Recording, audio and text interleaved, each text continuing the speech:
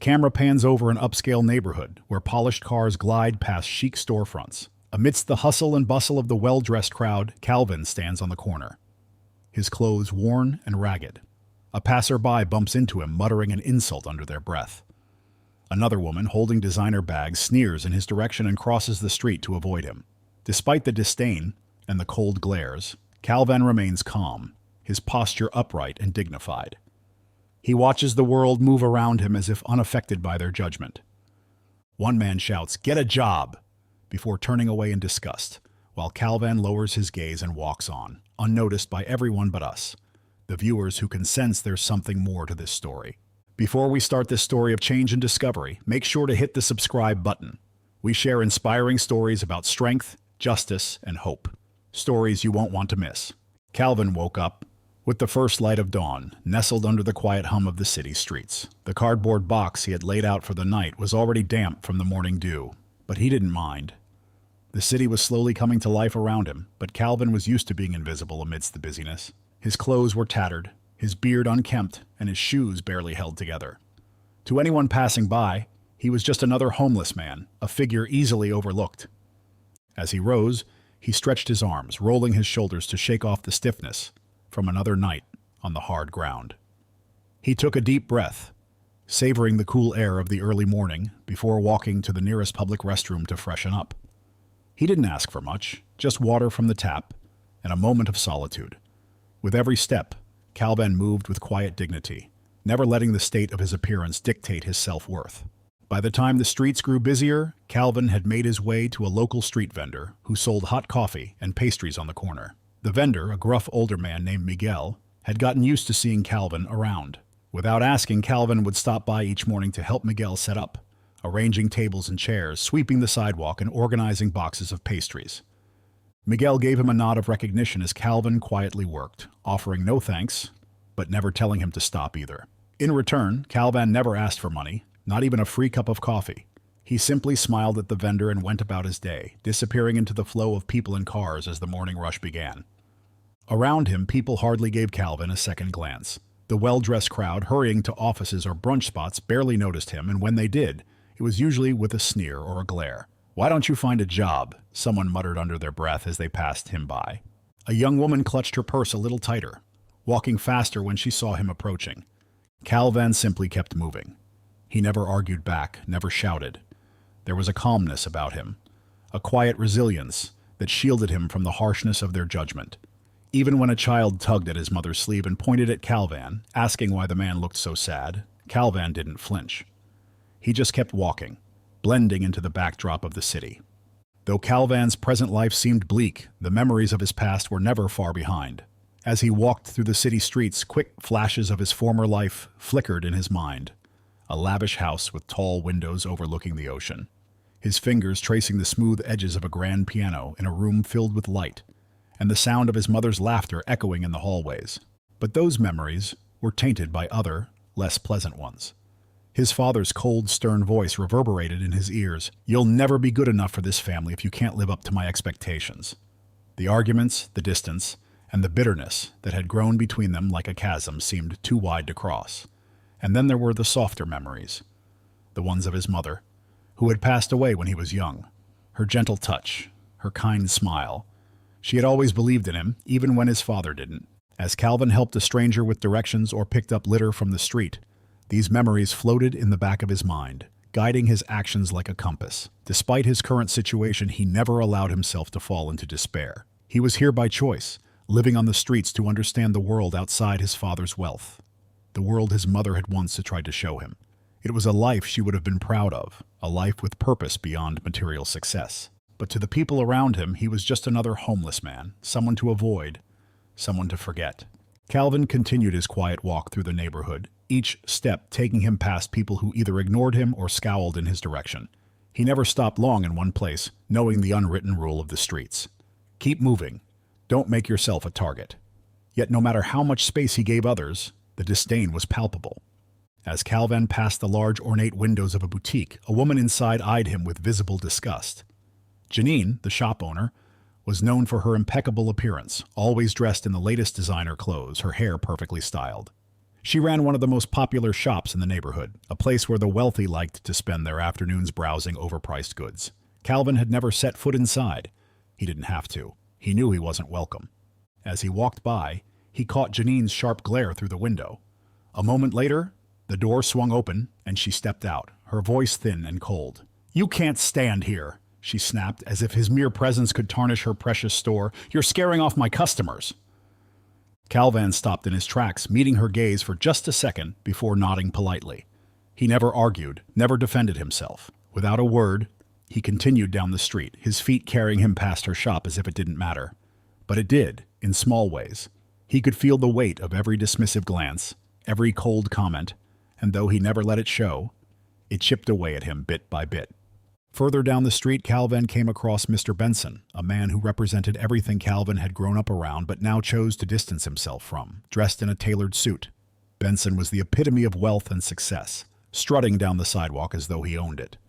Every time Calvin saw him, Benson made a point of sneering, his lip curling in that familiar way that Calvin had grown accustomed to. "Still hanging around here, huh?" Benson said, his voice dripping with condescension. "Why don't you do everyone a favor and find somewhere else to loiter? You don't belong here." Calvin kept walking as he always did, not giving Benson the satisfaction of a response. But inside, the words stung. He didn't belong here. He didn't belong anywhere, really. That was the part they didn't know. The people who walked past him, who scolded him for simply existing in their world, had no idea that Calvin could have been one of them, that he had chosen this life not because he had no options, but because he wanted to understand what they refused to see. As Calvin crossed the street, the wind picked up, chilling the air. He pulled his jacket tighter around his shoulders, his eyes scanning the familiar faces of the neighborhood. Most of them were faces he recognized, people who saw him every day but never bothered to look closer. They walked past him with bags full of groceries, heads full of meetings and social events, lives so distant from his that they might as well have been in another world. But not everyone was like that. As he reached the small corner park, Calvin noticed Mrs. Thompson, an elderly woman who lived in a modest apartment nearby. She often sat on a bench in the mornings, feeding the birds and watching the world go by. She was one of the few people who had ever shown him kindness. As Calvin approached, she smiled warmly, her eyes crinkling at the corners. "Good morning, dear," she said, holding out a small plastic container. "I have some leftovers from last night. Thought you might like them." Calvin took the container gratefully, his voice quiet but sincere. "Thank you, Mrs. Thompson." She waved off his thanks with a gentle laugh. "Oh, it's nothing. Just a little extra food. Can't let it go to waste." As Calvin sat on the nearby bench unwrapping the food, he felt the warmth of her kindness seep into him, momentarily pushing away the coldness of the world around him. It was small gestures like this that reminded him not everyone was indifferent or cruel. A child ran past him, laughing as he chased a ball that had rolled away. Calvin watched him for a moment, and when the child looked up and smiled, Calvin couldn't help but smile back. The boy didn't see him as someone to fear or avoid. He was just another person on the street. To a child, there was no judgment, no prejudice. Calvin cherished these rare, simple moments of connection, but as quickly as the warmth came, it faded. The rest of the day passed much like any other.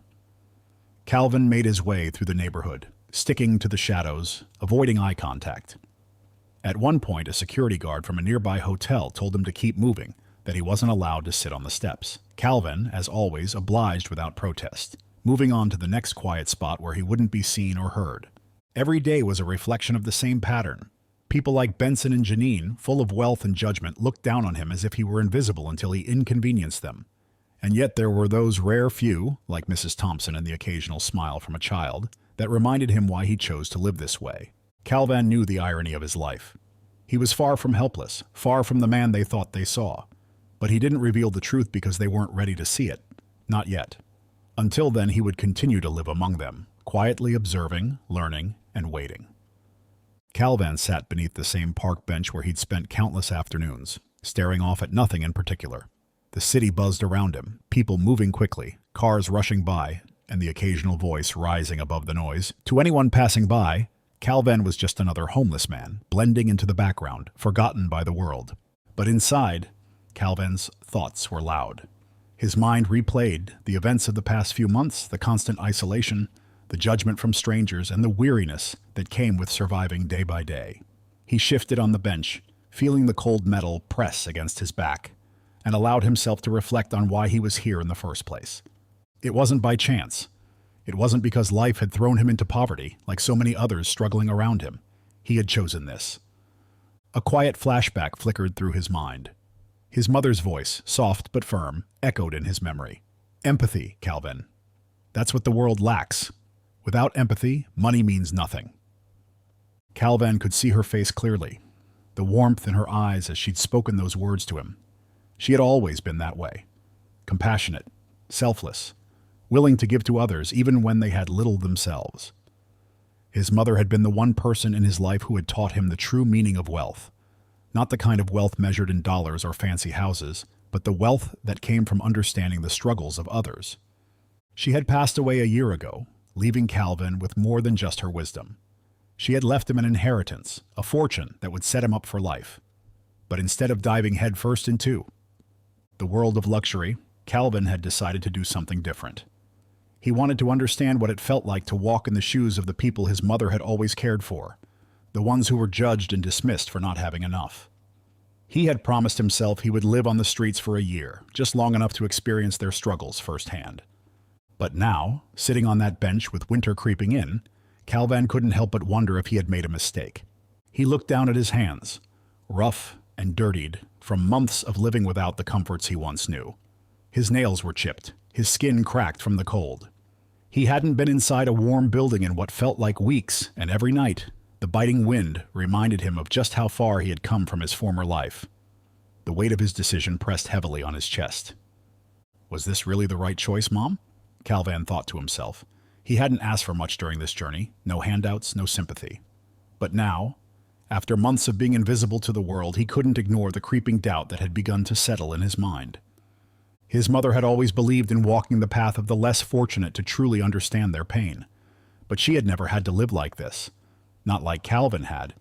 Every time someone told him to move along, every time he was ignored or looked down upon, the sting of judgment cut deeper.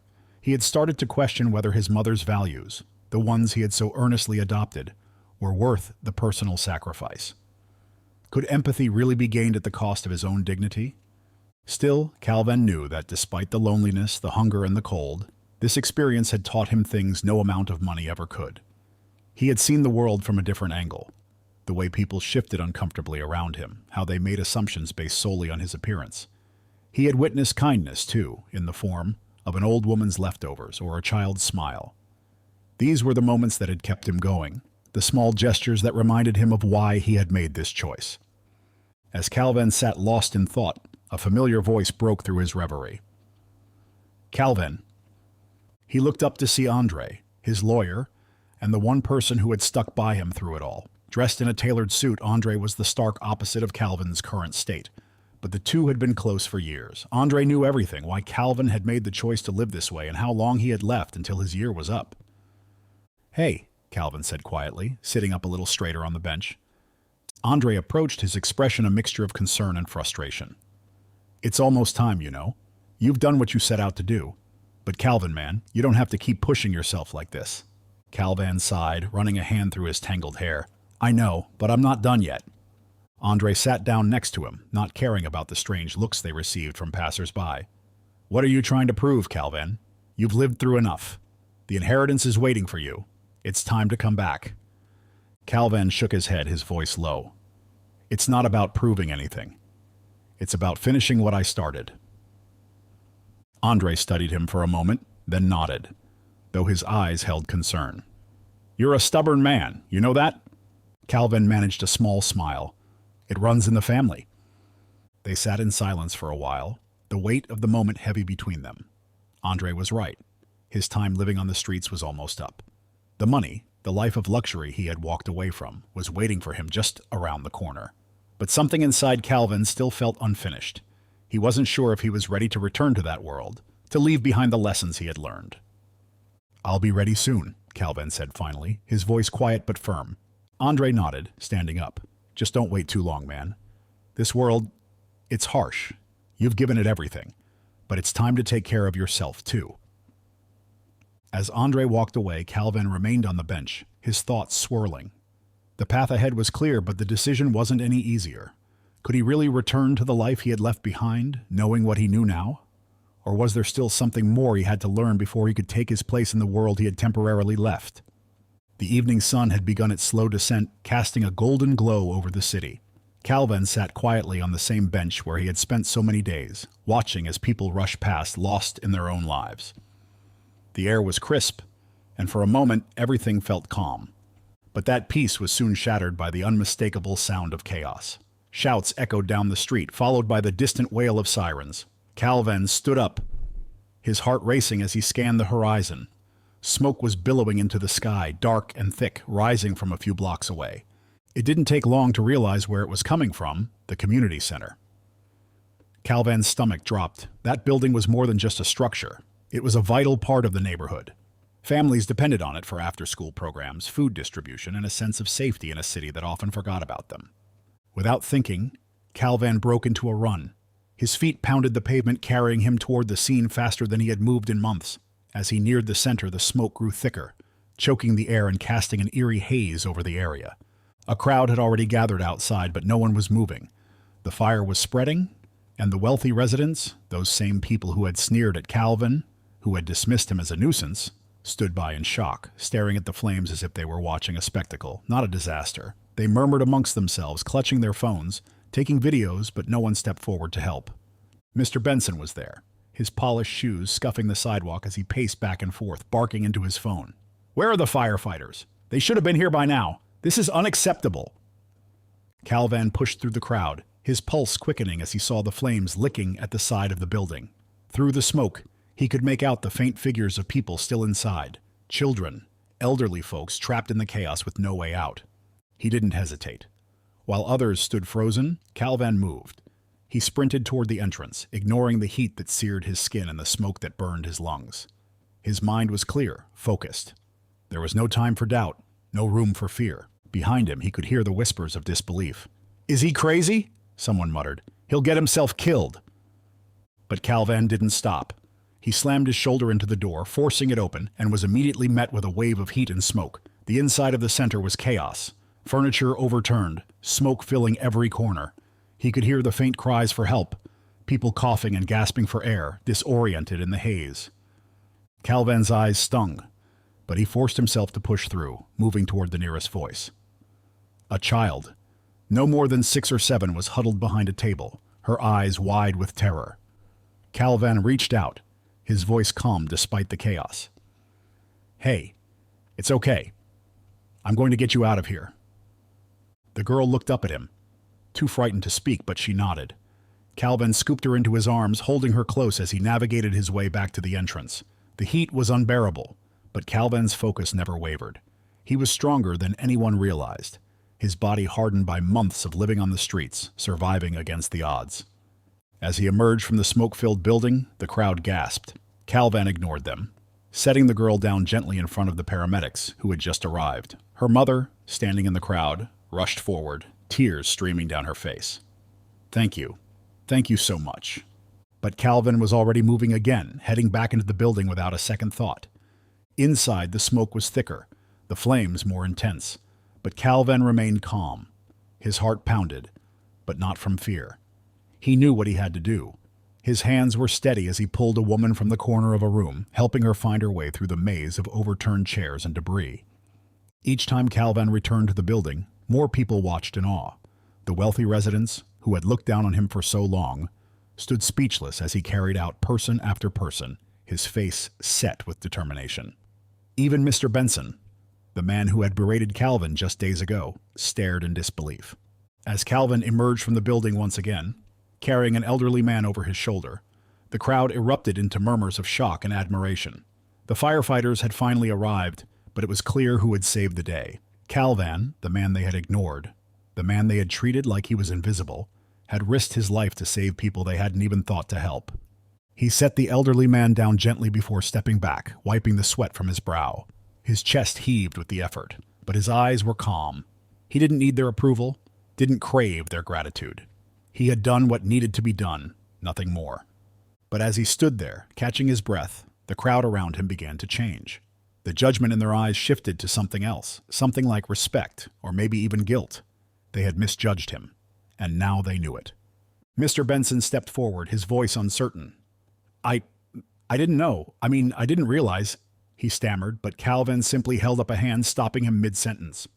It doesn't matter, Calvin said, his voice hoarse from the smoke.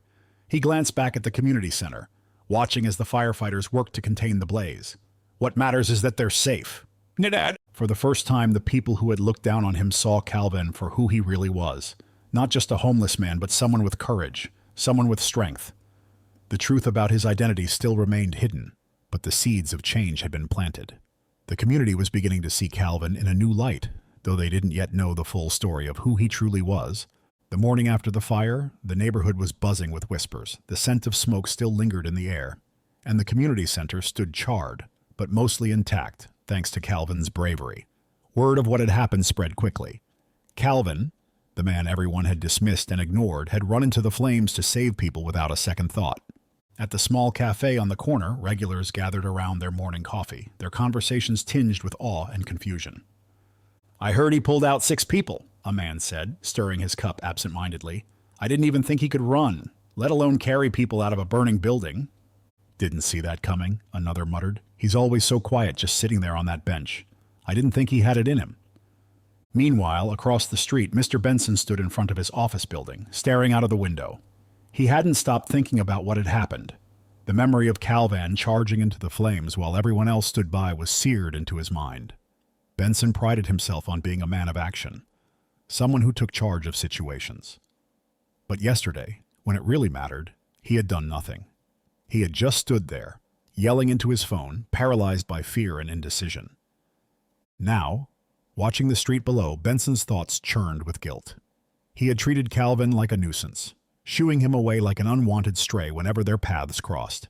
He had never thought twice about the man, convinced he was just another homeless beggar. But Calvin's actions had shattered that image. Benson clenched his jaw, unwilling to admit to himself that maybe he had been wrong. On the other side of the block, Janine wiped down the counter in her shop, the movements of her hands mechanical, her mind far away. She couldn't stop replaying the scene in her head. Calvin emerging from the smoke, carrying people to safety. She had always seen him as a problem, worried that his presence in front of her store would scare off customers. She had even yelled at him once for lingering too long by the window, assuming he was up to no good. But now, after seeing what he had done, her assumptions felt so small, so insignificant. She had misjudged him, and the realization gnawed at her. Still, admitting she was wrong was a bitter pill to swallow. She had spent years building her business, controlling every detail of her life, and it was hard to accept that she had misread someone so completely. Yet not everyone was so conflicted. Around the corner, Mrs. Lacey, the older woman who had always offered Calvin leftovers from her bakery, stood with a quiet smile. She had always sensed there was something different about him, something dignified beneath his rough exterior. I knew it, she said to herself as she packed a fresh loaf of bread into a bag. I knew he wasn't like the others. Down the street, a child who had been one of the people Calvin saved told the story to anyone who would listen. He's like a superhero, the boy exclaimed to his friends. He just ran in, and he wasn't even scared. He pulled me out and then he went back in again. But not everyone was ready to forgive their previous judgments. In the cafe, a businessman folded his newspaper with a snort. Just because he did one good thing doesn't mean he's not a bum. Who knows why he's really on the streets? People like that don't end up homeless for no reason. A few others nodded in agreement, their skepticism of Calvin still firmly rooted. It was easier to believe in the narrative they had already constructed than to change their opinions based on a single act of bravery. In the midst of all the gossip and speculation, a local reporter named Sarah Mills heard about the fire. Her editor had mentioned the story, but what caught her attention wasn't the fire itself, it was Calvin. She had covered the neighborhood for years, but she'd never heard of a homeless man performing such an act of heroism. Intrigued, she decided to dig deeper. The next day, Sarah found herself near the charred remains of the community center, interviewing witnesses and gathering details. Almost everyone she spoke to mentioned Calvin, though the stories varied. Some called him a hero, others were more cautious, but the common thread was the mystery that surrounded him. Do you know anything about him? Sarah asked Mrs. Lacey as she purchased a loaf of bread from the bakery. Well, Mrs. Lacey began, her face softening. He's been around for a while, keeps to himself mostly, never asks for anything. He's a good man, though, you can just tell. Sarah scribbled in her notebook, intrigued. Do you think he'd talk to me? I'd like to interview him. Mrs. Lacey shrugged. You could try, but I don't think he's the type who likes attention. He's not one to brag. Sarah spent the next few hours wandering the streets, asking around, but Calvin was nowhere to be found. It was as if he had vanished after the fire. She couldn't help but feel a growing curiosity. Who was this man? Why was he living on the streets, and why had he risked his life for people who had treated him poorly? Later that afternoon, as the sun began to set, Calvin reappeared. He moved quietly through the streets, as he always did, heading to his usual bench. He had no interest in the attention his actions had garnered. In fact, he was uncomfortable with it. The last thing he wanted was to be in the spotlight. He had chosen this life of anonymity for a reason, and he wasn't ready for the world to know who he really was. As he sat down, pulling his coat tighter around him, he noticed Sarah approaching from across the street. She had a determined look on her face, her notebook and pen ready. "Excuse me," she said, her tone polite but direct. "I'm Sarah Mills, a reporter with the local paper. I was hoping to ask you a few questions about what happened at the community center." Calvin glanced at her, his face expressionless. "I'm not interested in interviews," he replied quietly. Sarah hesitated, taken aback by his calm but firm response. "You save people's lives," she pressed. "People want to hear your story." But Calvin shook his head. "There's no story to tell. I did what anyone would have done." Sarah frowned, clearly not satisfied with his answer. "Not everyone would have done what you did. You ran into a burning building when others were too scared to act. That's not something most people would just brush off." Calvin looked away, his gaze focused on the horizon. He had no desire to explain himself, to be seen as a hero or a victim. His reasons were his own, and the last thing he wanted was for the community to start looking at him differently. He had chosen this life to learn, to understand the struggles of those less fortunate, not to gain recognition. "I'm sorry," he said finally, "but I'm not the person you're looking for." Sarah opened her mouth to protest, but the quiet finality in his voice stopped her. She nodded slowly, sensing that pushing him further would get her nowhere. As she walked away, Calvin settled back onto his bench, watching the people move around him. They had started to see him differently, yes, but in his heart, he knew it wasn't time for them to know the full truth. Not yet. He would continue his quiet existence for a little while longer, even as the community wrestled with their changing perceptions of him. Some were beginning to see him as a hero, while others clung to their old judgments. Either way, Calvin remained the same man he had always been, silent, strong, and waiting for the moment when everything would finally come to light. As Calvin sat on his usual bench, a chill breeze ruffled his worn coat. He watched the world pass by, but his thoughts were elsewhere, drifting back to a different life, a life far removed from the streets where he now lived. His mind wandered through the memories he had been trying to push away, the memories of a world full of wealth, opulence, and power, his old life.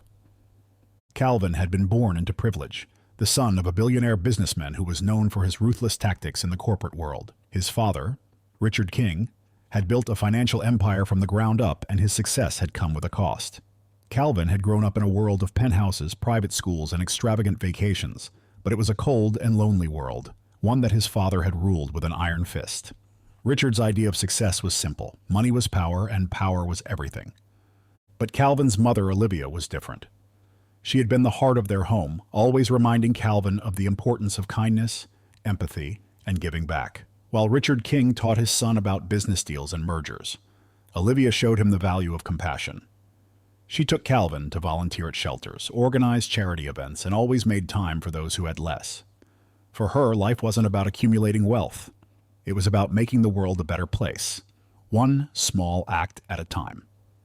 Calvin's most cherished memories were of the moments spent with his mother, watching her interact with people from all walks of life with the same warmth and respect. It was Olivia who had shaped his values, even as he grew up in a world that valued wealth above all else. But Olivia's death had changed everything. Calvin had been in his early 20s when she passed away from a sudden illness, and with her gone, the house felt even colder than it had before. Richard had barely taken time to grieve, instead throwing himself into his work, expanding his empire even further. He expected Calvin to follow in his footsteps, to take his place in the family business. But Calvin couldn't. He couldn't shake the feeling that his father's world was a hollow one, built on greed and exploitation. After his mother's death, Calvin had begun to see the stark divisions that wealth created, how people like his father saw the less fortunate as nothing more than a means to an end. It disgusted him. The more time he spent in his father's world, the more he felt trapped, suffocated by the constant pursuit of more. More money, more status, more power. One evening, after a particularly heated argument with his father about the direction of the family business, Calvin had made a decision. He couldn't live like this anymore. He didn't want to inherit an empire built on the backs of others. He wanted to do something that mattered, something real. He wanted to honor his mother's legacy in a way that felt true to who she was and what she had taught him. It was then that the idea came to him. He would leave it all behind. He would walk away from his wealth, his father's expectations, and the life of luxury he had always known. For a year he would live on the streets, experiencing firsthand the struggles that so many people faced every day. Only then, he believed, could he truly understand what it meant to help others, to be compassionate in the way his mother had been. It was an extreme decision, but it felt right to Calvin. It felt necessary. He had quietly arranged everything with his lawyer, Martin, who had been his mother's trusted advisor. Martin, a middle-aged man with kind eyes and a quiet demeanor, had been skeptical at first. "Are you sure about this, Calvin?" Martin had asked during their last meeting in his sleek office overlooking the city. "Your father's not going to understand, and quite frankly, it's a dangerous decision. Living on the streets isn't just uncomfortable, it's unpredictable, even unsafe." "I'm sure," Calvin had replied, his voice steady. "I've spent my whole life surrounded by wealth, but I've never really lived. My mother always said that to understand people you have to walk in their shoes. I need to do this, Martin. I need to see the world through different eyes." Martin had sighed, leaning back in his chair. "Your inheritance will be waiting for you when you're ready. But know that this choice, it won't be easy to come back from. The world you're entering won't care who you are, and the world you're leaving might not take you back." Calvin had nodded, fully aware of the risk he was taking. "I'm not doing this for approval. I'm doing this for me and for her." And so, Calvin had walked away from everything. He left his penthouse, his luxury cars, his designer clothes. He grew out his beard, donned worn-out clothing, and began his year-long journey living on the streets. It had been an eye-opening experience from the very beginning. The indifference, the judgment, the way people avoided him as if he didn't exist. It was as if he had become invisible overnight, a nobody in the eyes of the world. In the first few months, Calvin had struggled. He had always been independent, but living without the safety net of his wealth was a challenge like no other. He learned to navigate soup kitchens, find shelter in the cold, and survive on the generosity, or lack thereof, of strangers. But along the way, he also saw kindness in places he hadn't expected. The homeless community welcomed him, in a way the wealthy never had. They shared what little they had, supported each other in ways Calvin had never imagined. And now, as his year on the streets neared its end, Calvin found himself at a crossroads. He had learned so much about the struggles of the less fortunate, about the resilience and strength of people who had nothing. But he also knew that once he returned to his old life, the world would see him differently again. He would go back to being the son of a billionaire, expected to run the family business, and he wasn't sure how to reconcile the two worlds. As Calvin sat on the bench, deep in thought, Martin approached him. The lawyer's suit was immaculate, a stark contrast to Calvin's disheveled appearance. He stood in front of Calvin for a moment, hesitant, before sitting down beside him. "It's almost time," Martin said gently, his voice breaking the silence. "Your year is nearly up." Calvin nodded, staring ahead. "I know." Martin glanced at him, his eyes searching Calvin's face for any sign of what he was thinking. "Are you ready to go back? Your inheritance, the company, it's all waiting for you." Calvin didn't answer right away. His mind was a whirlwind of conflicting emotions. He had chosen this life to learn, to understand the struggles his mother had always spoken about, and he had. But the thought of returning to his father's world, of stepping back into a life of wealth and power, felt wrong. He had changed, but he wasn't sure if the world he had left behind would ever understand that. "I don't know, Martin," Calvin finally said, his voice quiet. "I've learned so much. I've seen things I never really saw before. I don't know how to go back to that world after all of this." Martin nodded slowly. "I understand. But remember, you don't have to be like your father. You can take what you've learned and make a difference in your own way. You have the power to help people, to change things. But you don't have to choose one world or the other. Maybe there's a way to do both." Calvin turned to look at Martin, considering his words. Could he find a way to merge the two worlds? To use his wealth for good while staying true to the values his mother had instilled in him? He wasn't sure yet, but he knew one thing for certain. He wasn't the same man who had walked away from his old life a year ago. And when the time came, he would have to decide how to move forward, not as the heir to a fortune, but as the man he had become. Calvin leaned against the side of the local cafe, sipping a cup of coffee a kind stranger had bought for him. It was a quiet afternoon, the kind he had come to appreciate during his time on the streets. The sun was setting behind the city skyline, casting long shadows over the streets. For a moment, Calvin let his mind wander, thinking about everything he had experienced over the past year, the people he had met, the challenges he had faced, and the moments of unexpected kindness. He had just a few weeks left before his year of living as a homeless man would come to an end. The thought weighed heavily on him. As much as he missed the comforts of his old life, he wasn't sure if he was ready to return. The streets had taught him lessons no amount of money could ever buy. Lost in thought, Calvin didn't notice the man approaching him until he heard his name, his real name. "Calvin King?" the voice said, filled with confusion and a hint of disbelief. Calvin looked up, his heart skipping a beat. Standing in front of him was John Callahan, an old acquaintance from the business world.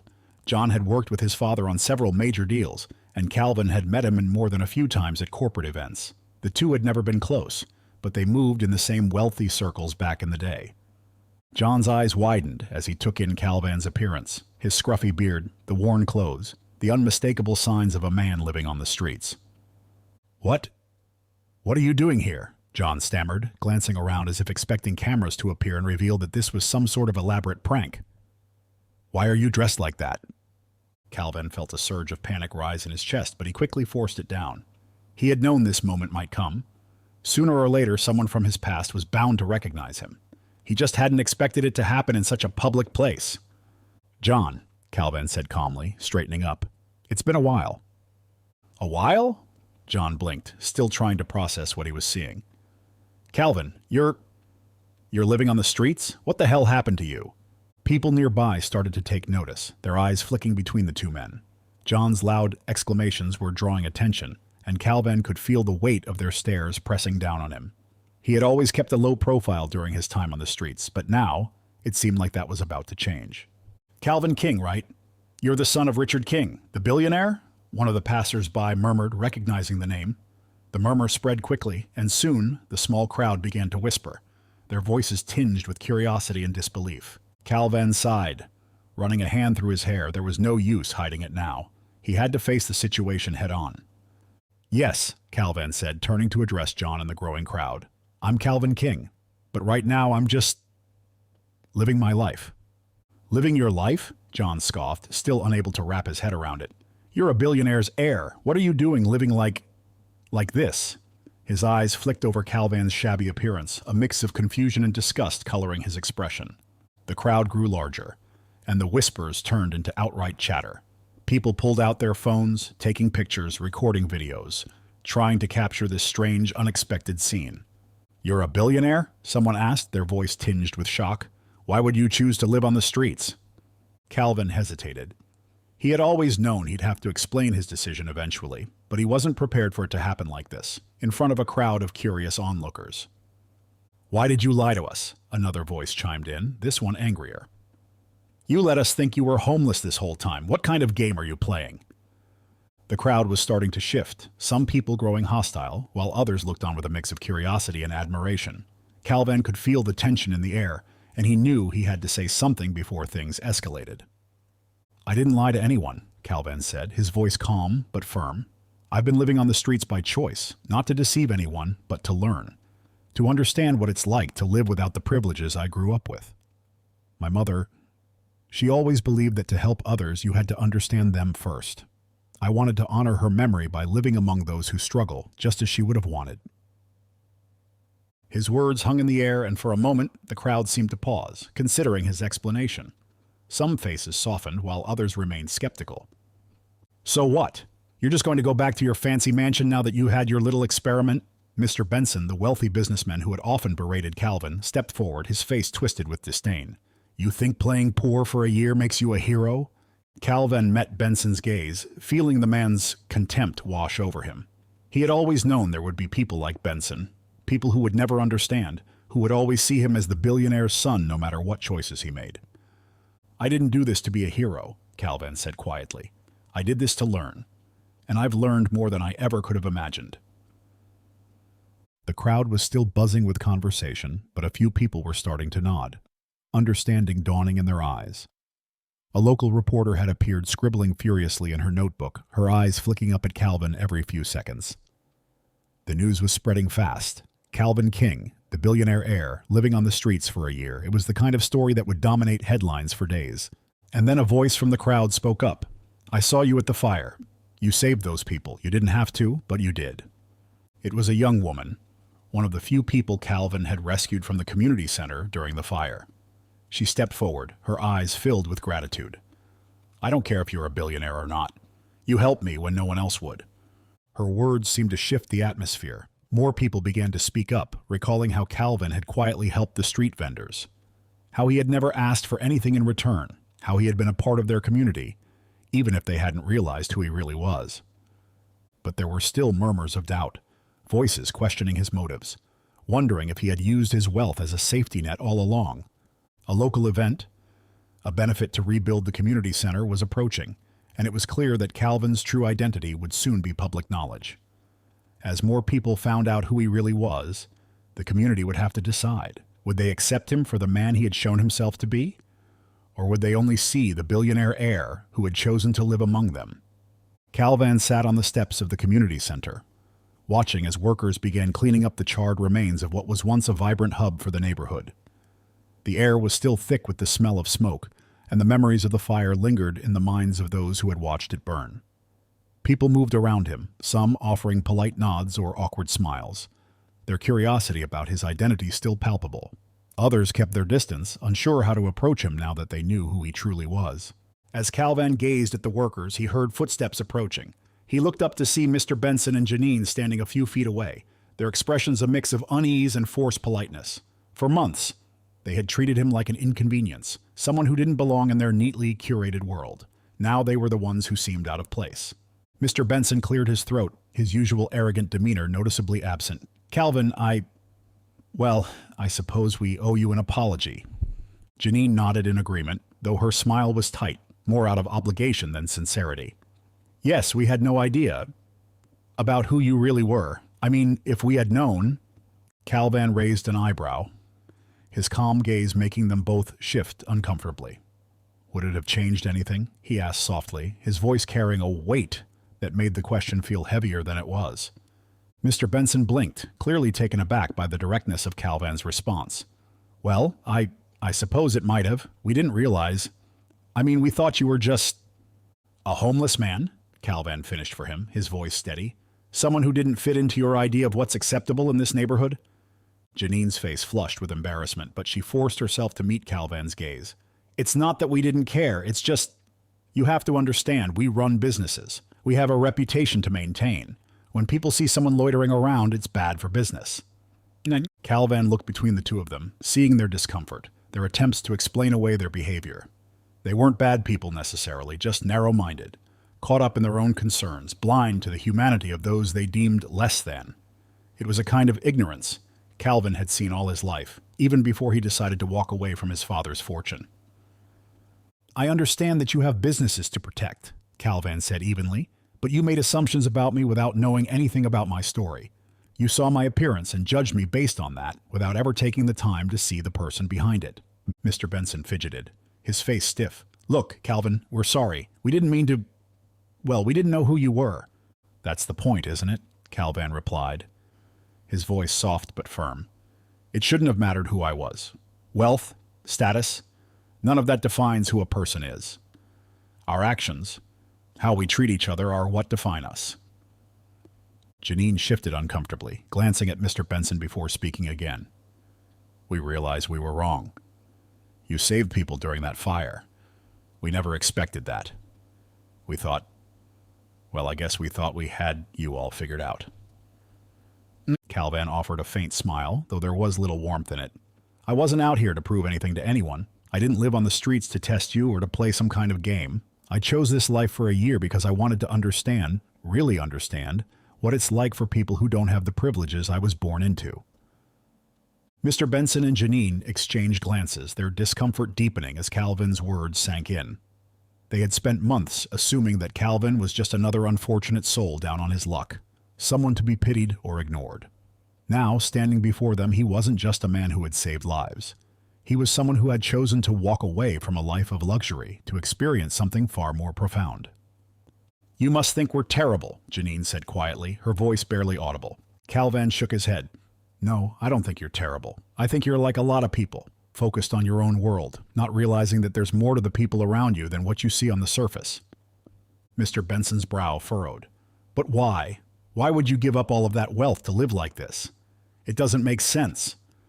Calvin paused, considering how best to explain something that had taken him years to fully understand himself. "My father built a life based on power, control, and money. But my mother, she taught me something different. She believed that true wealth wasn't in material things, but in empathy, in understanding the struggles of others. After she died, I realized I couldn't keep living the life my father had designed for me. I needed to step outside of it, to see the world through different eyes." "And now?" Janine asked, her voice hesitant. "What happens next? Are you going back to that life?" Calvin looked out at the street, the faces of people passing by, unaware of the conversation taking place. "I don't know yet," he admitted, "but what I do know is that this year has changed me in ways I never expected. I've seen the best and the worst in people. I've felt the weight of judgment, of being invisible, and I've also experienced kindness in the most unexpected places."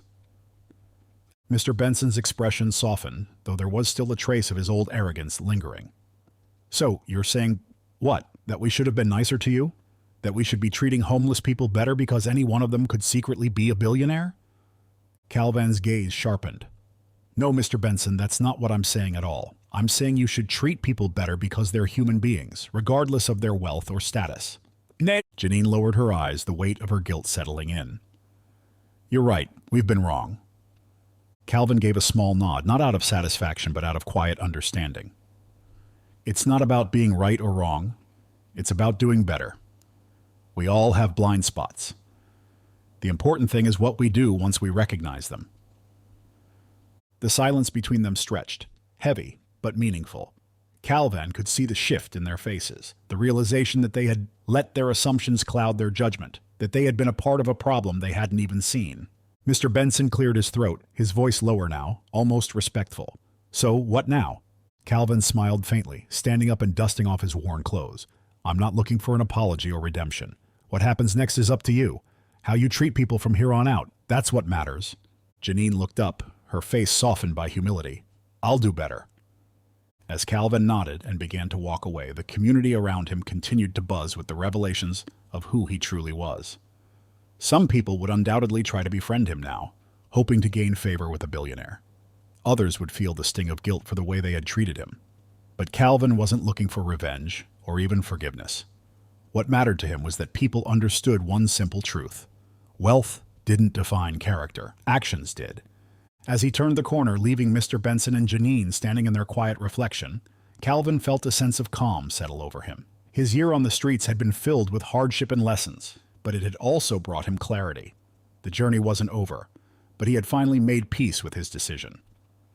The sun had just begun to set, casting a warm, golden hue over the community center's remains as the townspeople gathered for what was supposed to be a hopeful event, a benefit meant to kickstart the rebuilding process. The air was thick with anticipation, but also a lingering tension.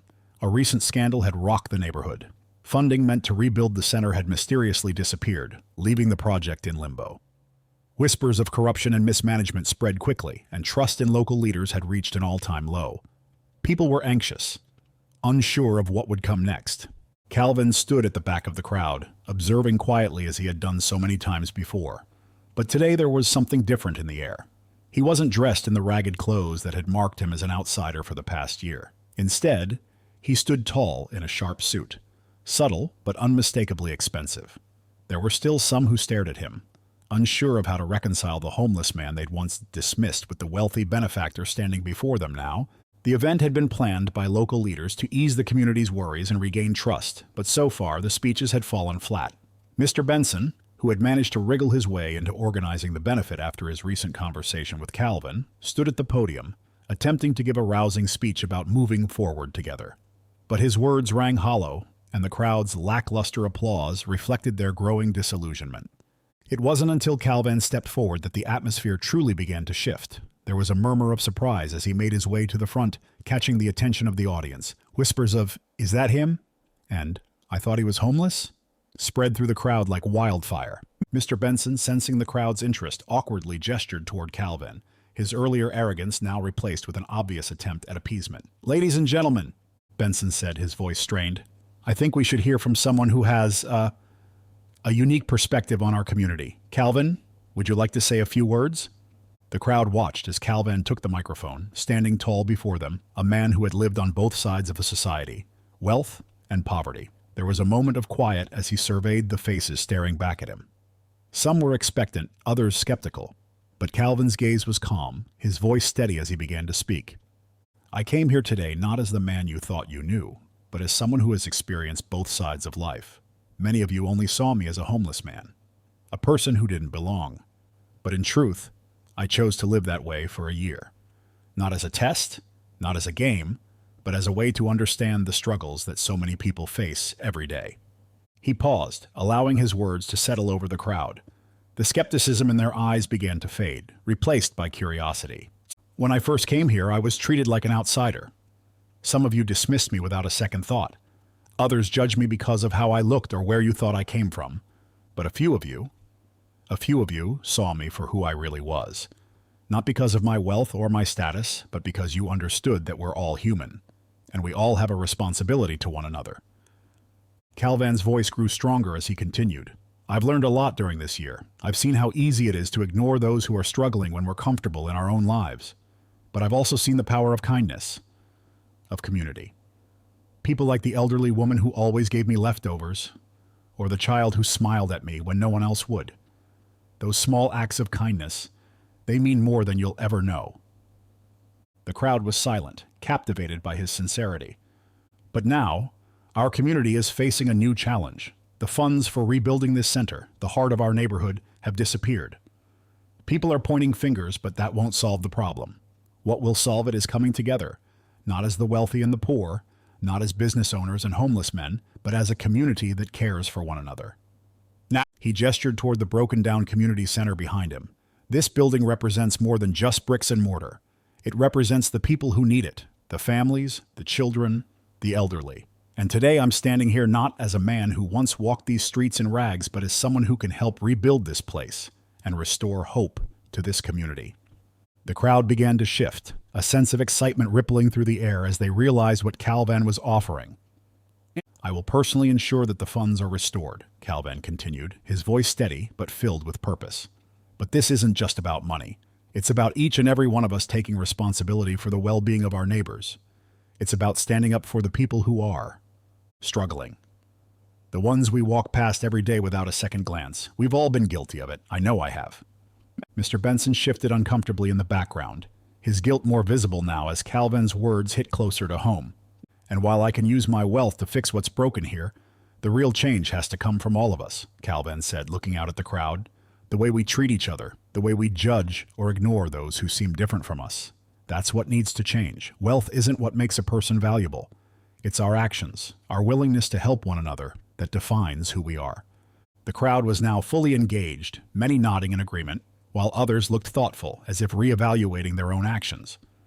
Calvin's voice softened as he wrapped up his speech. "I know it won't happen overnight, but we can rebuild this community center and we can rebuild the trust we've lost. But only if we do it together.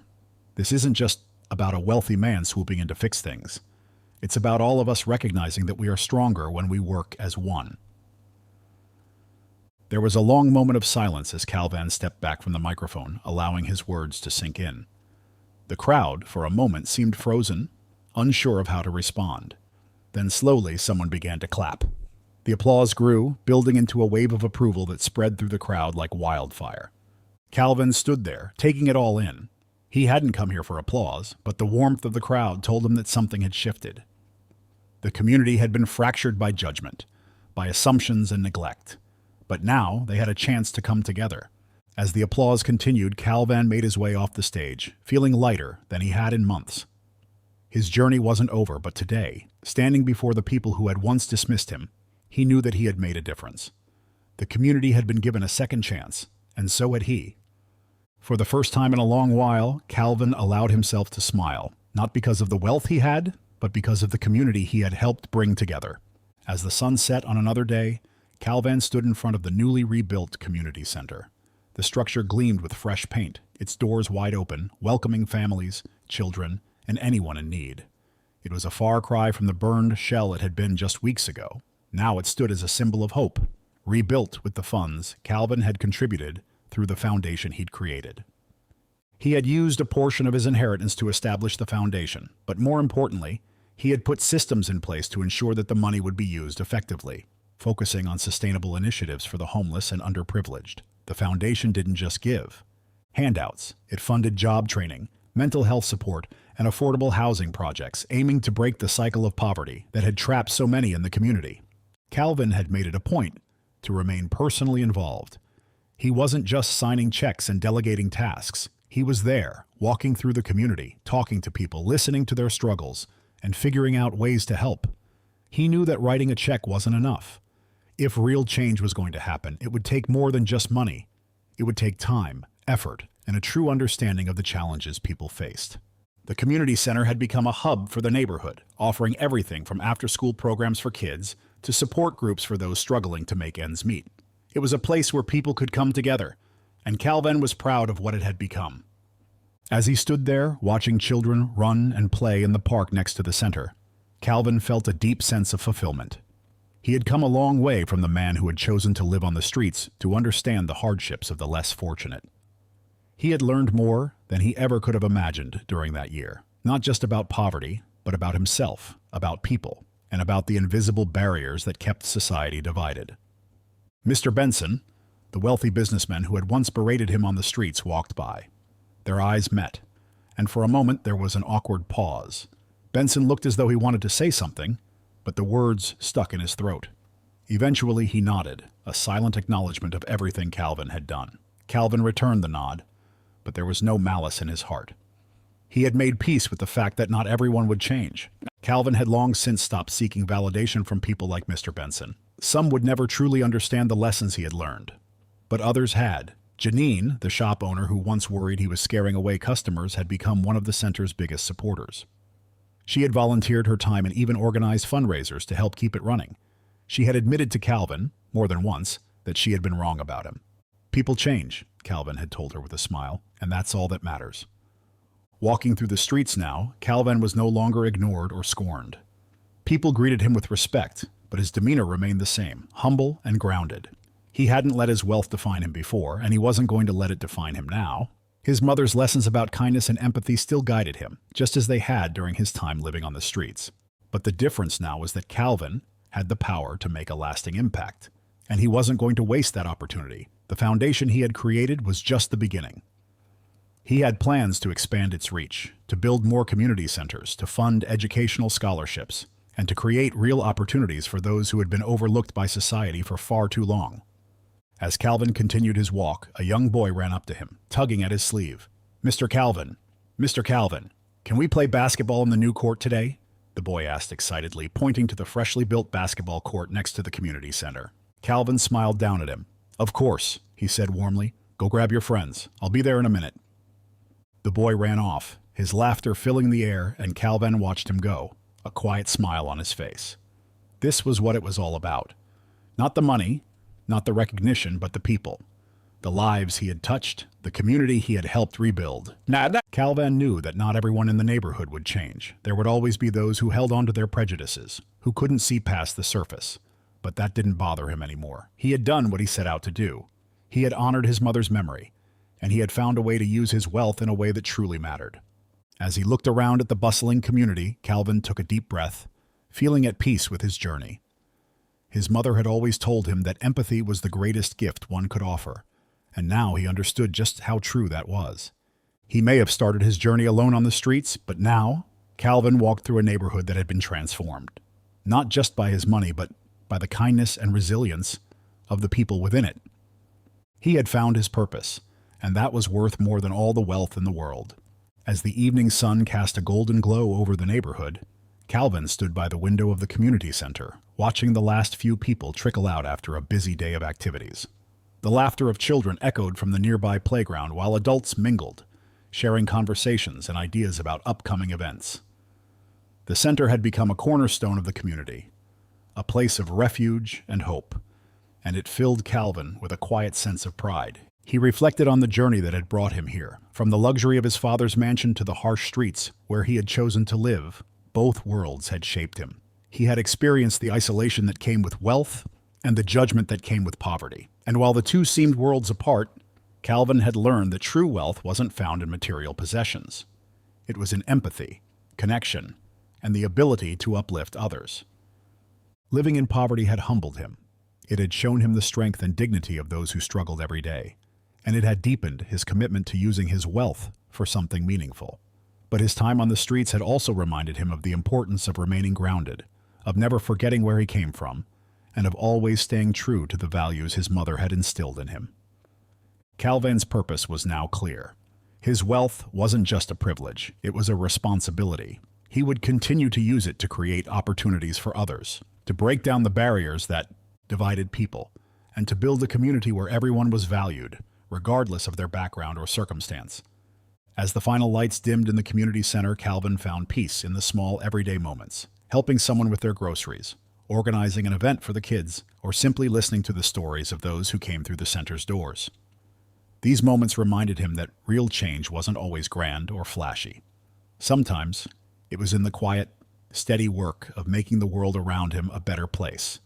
With a contented smile, Calvin picked up a few stray basketballs from the court, the sounds of life and laughter still ringing in his ears. He knew his journey wasn't over, but for the first time in a long time, he felt at home, both in the community and in himself. If Calvin's story inspired you, don't forget to subscribe to our channel for more powerful stories about resilience, justice, and hope. We'd love to hear your thoughts. How do you think you would have handled this situation if you were in Calvin's shoes? Let us know in the comments below. Thank you for watching, and we'll see you in the next story.